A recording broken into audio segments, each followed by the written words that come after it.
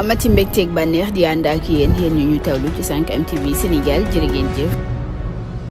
mbokk yi siifur 5M TV Sénégal dal leen nag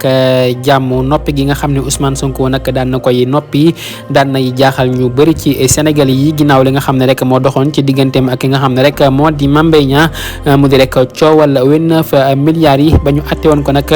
le 30 mars bii ñu weesu nag daat koy alamaan li nga xam ne rek moo di 200 millions ak ñaari weer yoo xam ne nag da koy tëdd ca këram waaye nag booba tey nag Ousmane Sonko nag waxul ci mbir mi nga xam ne rek moo doxoon ci digganteem ak ki nga xam ne rek moo di Mame Mbaye Niang nañu ko attee jaaxal ñu bëri nag noppi gi nga xam ne Ousmane Sonko nag daan na koy noppi nag daan nay jaaxal yenn ci askan wi am si ñoo xam ne sax ñi ngay wax ne Ousmane Sonko nag noppi gi mu noppi nag am nañu mu tiital am nañu mu jaaxal am si ñoo xam ne sax ñi ngay wax ne Ousmane Sonko rek noppi gi mu noppi nag daan nay baax lool parce que nag Ousmane Sonko rek am na ñoo xam ne rek dañuy bëgg muy wax rek ba ñu mën koo dugal ba ñu mën koo jaxaseek ñi nga xam ne ñoo di Sénégal yi waaye Ousmane Sonko nag boobu ba tey nag waxul ci li nga xam ne rek moo doxoon ci digganteem ak ki nga xam ne rek moo di Mame Mbaye Niang ak li nga xam ne rek moom lañ ko attee ci tribunal bu Ndakaaru nag waxul ca mbir moomee nag jamono ji nag daa maye li nga xam ne rek moo di ak patiral moom Ousmane Sonko njiital Pastef loolu nag jaaxal yenn ci askan wi nag ñuy gis saa bu nekk rek bu dara amee nag day génn da ca wax nag waaye nag jamono ji nag dañoo nemmeeku li nga xam ne rek moo di ak noppi ca moom Ousmane Sonko njiital